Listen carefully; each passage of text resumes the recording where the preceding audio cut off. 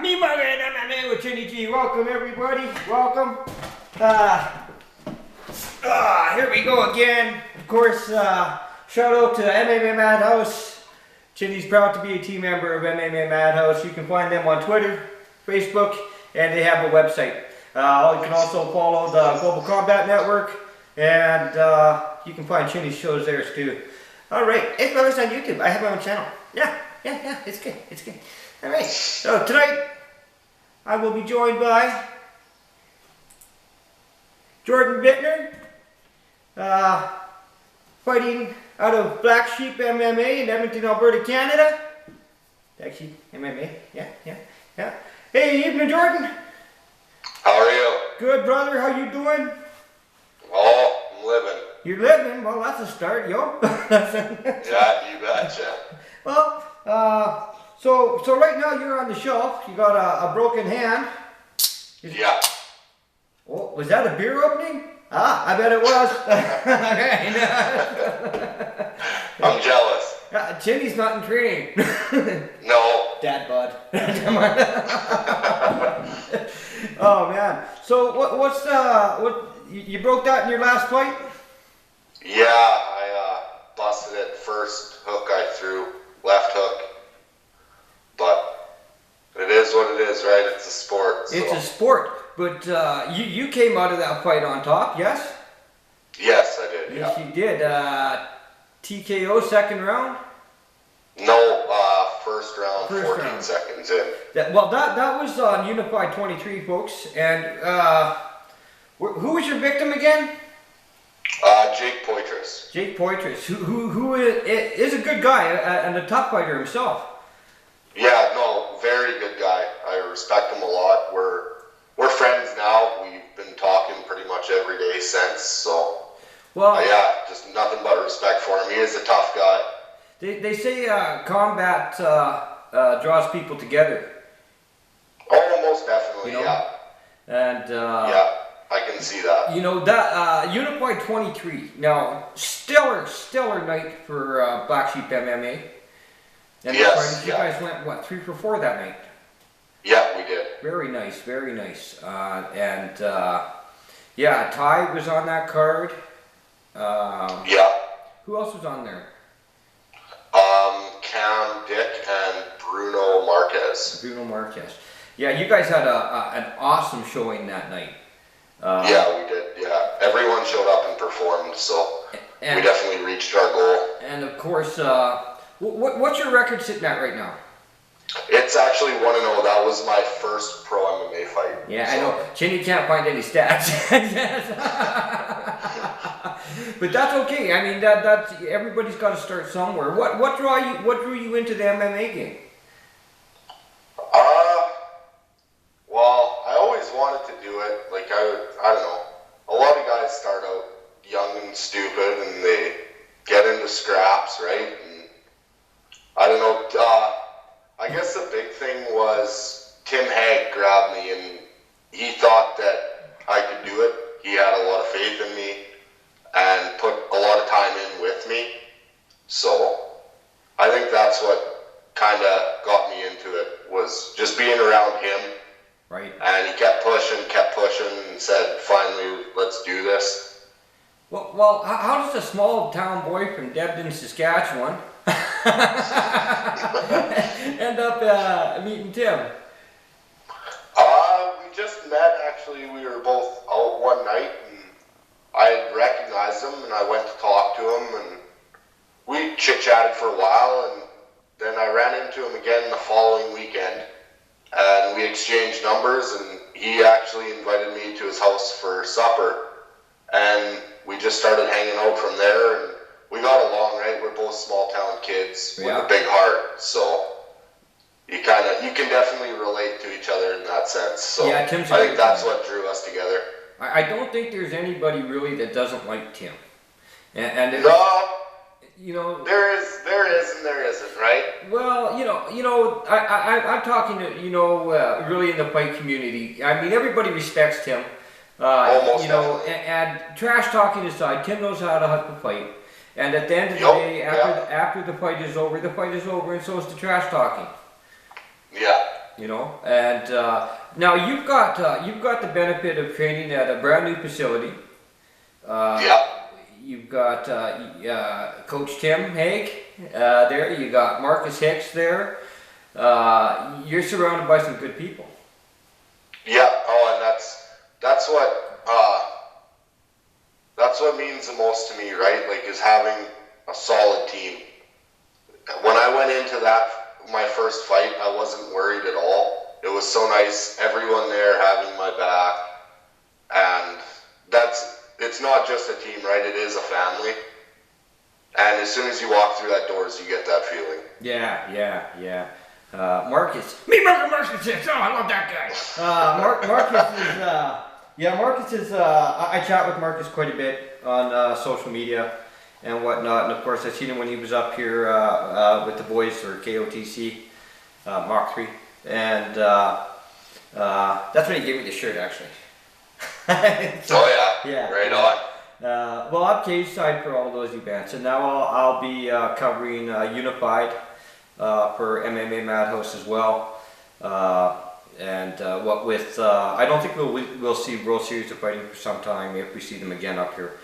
They got their belt, and with my buddy Ryan Ford stepping back from MMA and taking up boxing for now.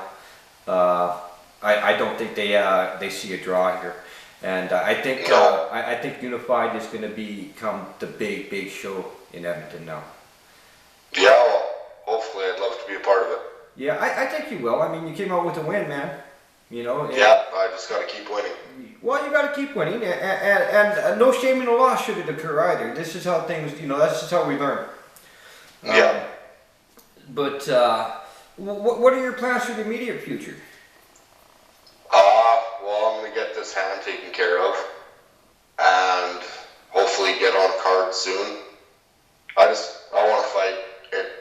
It was amazing having that experience, but it was a short fight, and I don't know, I want more time in that cage, right? Short fights, long career, brother. Yeah, I know, it's just, and that's why I want to get back to it, right? Like, I want to be active. Yeah, for sure. And we're really fortunate, you as a fighter and me as a media personality, we're really fortunate that we live where we live, because MMA is sick here. It's just, you got XSFC, you've got, and they do most of their shows up in Grand Prairie. We've got Havoc out of Red Deer, Havoc Fighting Championships, who Chinny's a big supporter of as well. We got Unified with Sonny Serene. We got KOTC with Sonny and Ken. We're just in a great hotbed. And then we move over to BC. We got Battlefield. We got so much shit going on. It's ridiculous. Oh, most definitely. Yeah, we are blessed to have such a big fight scene here. Yes, we are. And as fighters, it's very hard not to find a fight. Yeah. And of course, the Havoc card just went down in Red Deer on the 19th. I was supposed to be there for that, but oh well, what are you going to do? Yeah, shit happens. shit happens. Yeah, no doubt. Well, no, Havoc's been good to me. They've been a good supporter of my show. They share my videos a lot, so it's always good. Yeah, they put on a really good show in Red Deer. They you know what they do? They're consistent too, and same with Sonny with Unified. I think Unified is gonna end up being the big show in Western Canada. Yeah. Yeah, If they're not already. I mean, they sell out. I'm going to do a whole episode on these guys, but they sell out every time they put on a show. And the benefit of for Sonny of having his own venue is fucking crazy. That's awesome, man. Yeah. Yeah. But you tell us a little bit about yourself, man. You're a family guy. Yeah, I have two beautiful daughters. 4 years old and 5 months old. They're finally in bed, so I'm happy. Chinny understands. Yeah. No, it's I'm just a small town kid, right? And I'll always be that small town kid. Everything I do, like, no matter what, I always relate to how it was back home. You a stubble jumper. And that's how I'm trying to raise my daughters. Right on. Yeah. Yeah. And it's, for me, it is kind of bittersweet with my hand broken right now, because I do get to spend that extra time with my family, so. For sure. I mean, you know, as we know, you get into a training camp and, you know, the life of a fighter, sacrifice. Yeah. You know. Yeah, most definitely, and that was a big thing, is my girlfriend sacrificed a lot, because not only was I training, I was going to the gym for strength and conditioning, and she was at home doing my meal preps for me, taking care of sponsorships, taking care of tickets, so she made sure that all I had to do was worry about training. Sweet. You got a business partner. I do, yeah. Yeah. She, you know, it's good to have that. So you got to have that support.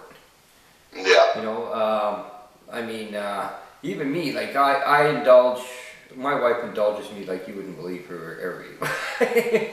Yeah. Oh yeah. I need to go there. I need, what are you doing, honey? I need a few $100. What do you need for $100? I gotta go to Edmonton. All right. Yeah. She always tags along. She always comes to the, they stay in the hotel and whatnot.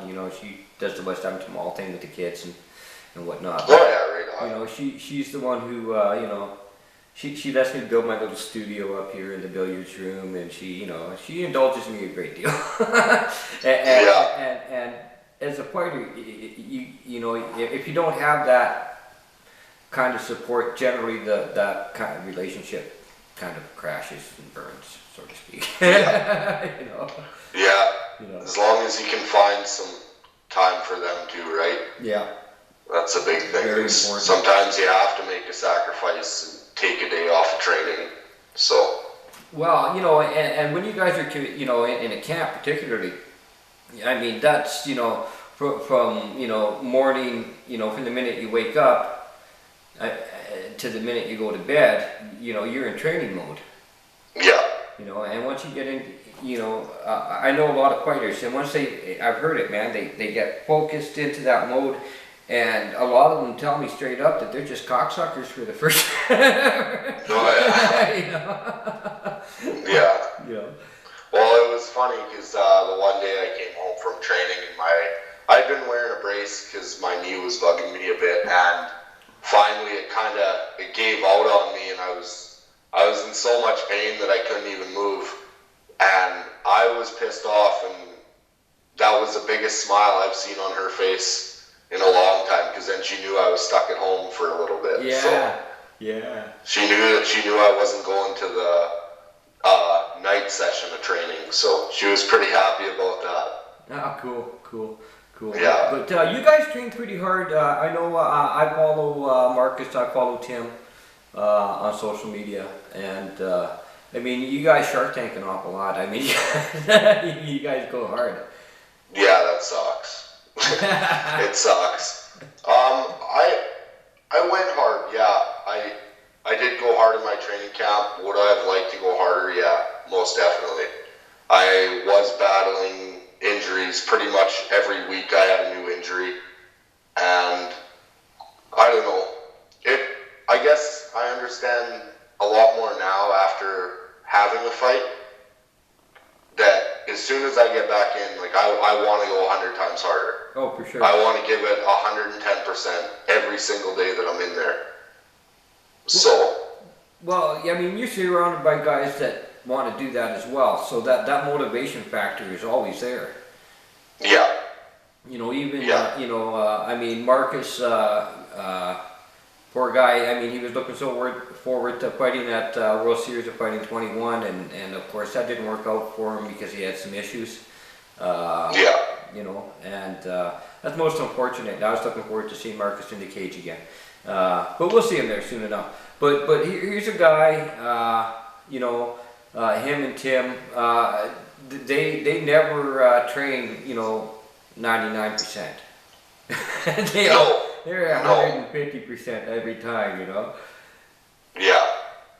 Yeah, I've seen that with Tim through his last few fights. Like, even when I wasn't training or I wasn't fighting, you know, I'd go and run stairs with him, and I'd do the weight cut with him every time, and just little things like that. And you see the work that he puts in, and it's hell. Like, for a big guy like him, it is hell when he's walking around at 300 and some pounds and he's got to cut down to 265. Like, it's brutal. I felt horrible. I was like, how could you do this to yourself, you know? And that's the one thing is, throughout everyone I've seen train, I've actually never seen him train as hard as he did for that fight against Bowser. I've never seen anybody train that hard. He killed Bowser. That's too bad. I would like to see that fight go a little longer, actually, but 6 seconds, that's amazing. And Tim, I followed him for years, you know, and the guy is in the best shape of his life right now. He is, yeah. He's not walking around at 300 pounds right now. He's and he's staying in shape, right? Like, he's not making the small errors of eating unhealthy or having a few beer. He's focused. He's there, and when he goes to England, he is going to make a statement. That much I do know. I think so too. I mean, I've been watching him, and he's fucking fast, man. Yeah. Like you can tell he's not carrying that excess weight, and he's healthy all the time now. And right, even when I had Marcus on the show, we talked about this, and you could see a change in Tim that took place about 9-10 months ago. I mean, it was incredible. I mean, it was just a change, you know. Yeah. And things turned around for him, and it was all in his thought process and whatnot. But the change was amazing. And to be having somebody like that in your corner is just a bonus, man. Yeah, most definitely is. Yeah, for sure, man. But yeah, you what was your sport growing up? Being a stubble jumper, I'm guessing you played some hockey. I played everything. I played every sport that we could. I even tried curling out. So, stubble jumper means he's from Saskatchewan, people, just in case you don't get that. Mean-Muggin stubble jumper. I'm a stubble jumper too, so it's all good. There you go. Yeah, I played pretty much everything. Anything that was offered at our school. Like, I've always been athletic. I've always tried to be a part of every sports team. Just, it's who I am. I guess it's who my family is. Like, all my family. Yeah. They're all athletic. So. See, I could have made the NHL myself, but I didn't have any. But I didn't have any talent, so that. Oh, yeah. You know, what are you gonna do? Me not got no talent. Ah, son of a bitch. Oh my God, what are you gonna do? Yeah. You know? Well, I'm surprised the Leafs didn't draft you then. I turned them down. I said, I'm bad, but you boys are bad. Oh, lordy. The wife will like that. She's a Habs fan. Oh, yeah. Yeah, for sure. But yeah, I gotta fix that connection, man. Oh my God, where'd it go? Oh, there you are. I gotta bring my 50-inch up here, man. This little bastard's too small. Mean-Muggin little bastard, keep me screen. I gotta talk the wife into letting me bring the 50-inch up here. Yeah. Easier said than done. Yeah, for sure. But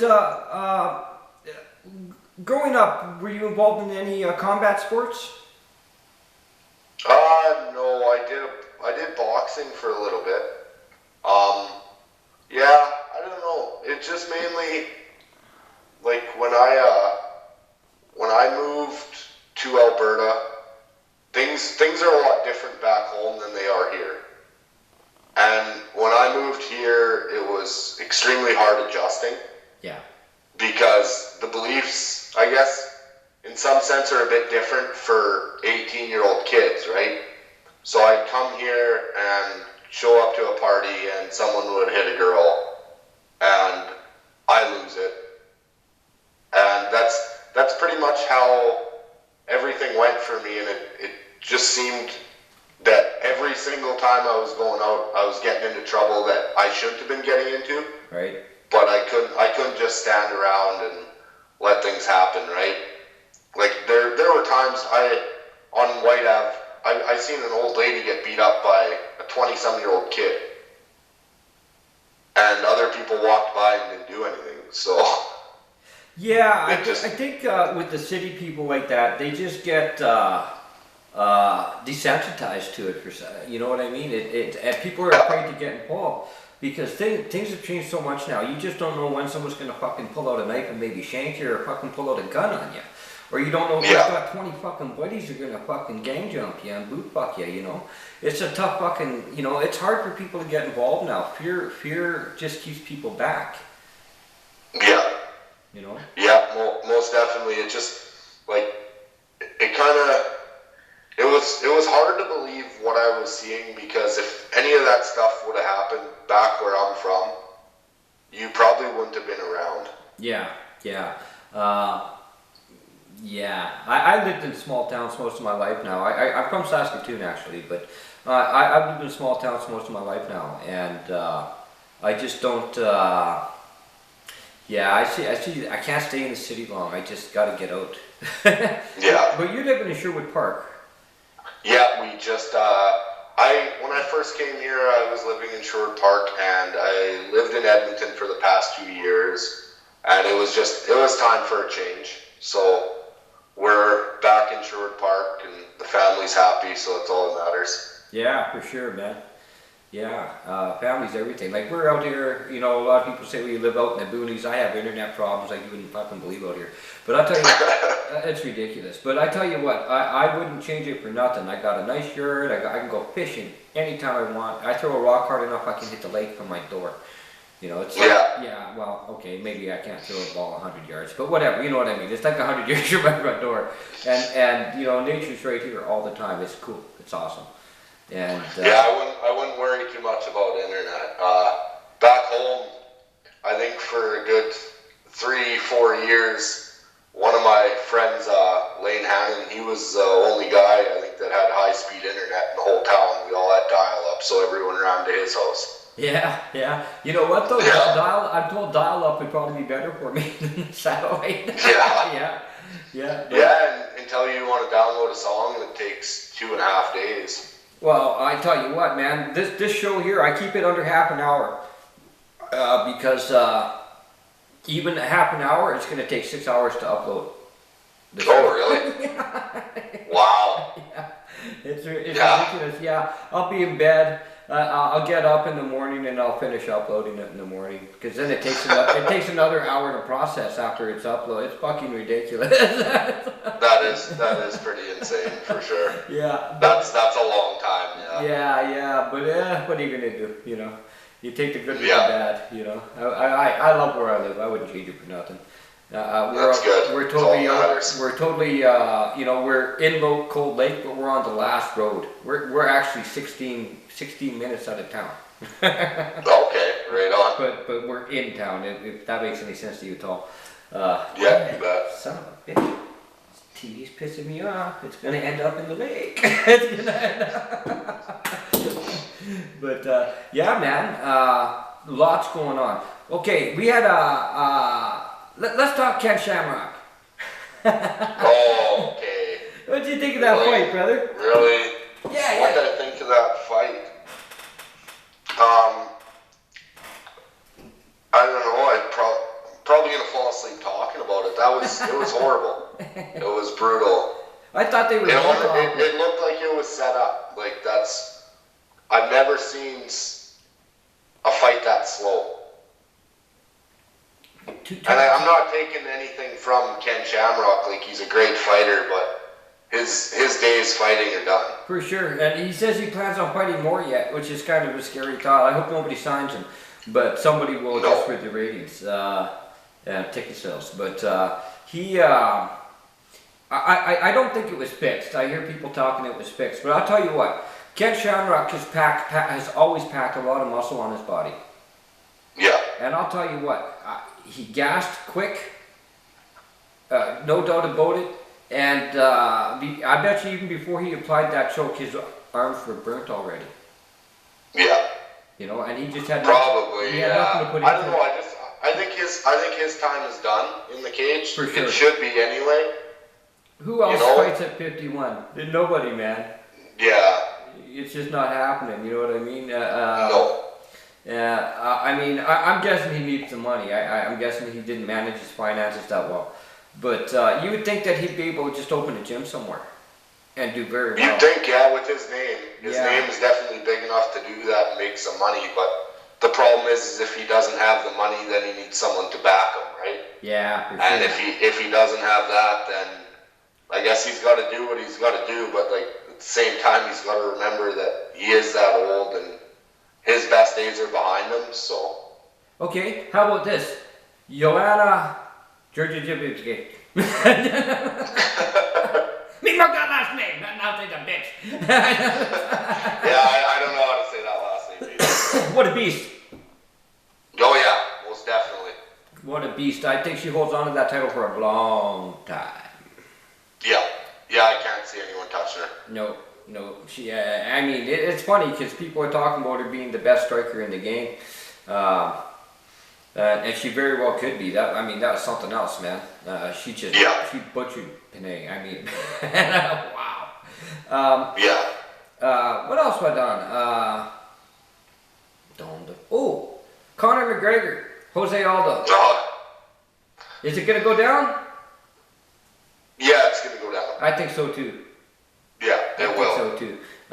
It's like a $3.5 million payday for Jose, so I can't see him pulling out unless they don't clear him. Yeah. That's a big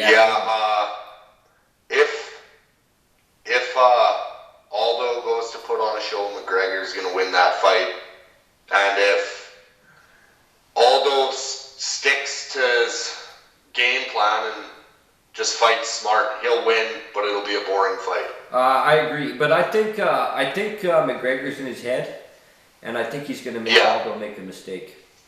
Yeah. I do. You know what? But Aldo's been undefeated for a long, long time. What is it, 9 years? Something like that. Yeah. And sooner or later, and I said this with Renan Barrero too, and I was right on the money. Sooner or later, the odds just catch up with you, man. Yeah. You know. And I don't know. People thought though too that I remember when the Ultimate Fighter was on, when it was GSP versus Koscheck. There was so much leading up to that fight, and Koscheck's one of the best trash talkers in the game. He's pretty good, yeah. And he got dummied. He did. He got completely embarrassed with a jab all fight. Oh, crushed his orbital bone, man. Brutal. Yeah. Brutal. So it could go that way, but I guess I can't really compare like McGregor to Koscheck. I think McGregor has a lot better chance of winning than Koscheck did. Me and this TV are gonna have it out, man. I'm gonna crazy glue that fucker in there or something. Yeah. Time for a new one, I guess. Koscheck, of course, just signed with Bellator. Yep. Yeah. I've seen that. Yeah. So he's gonna go get choked out someplace else, I guess.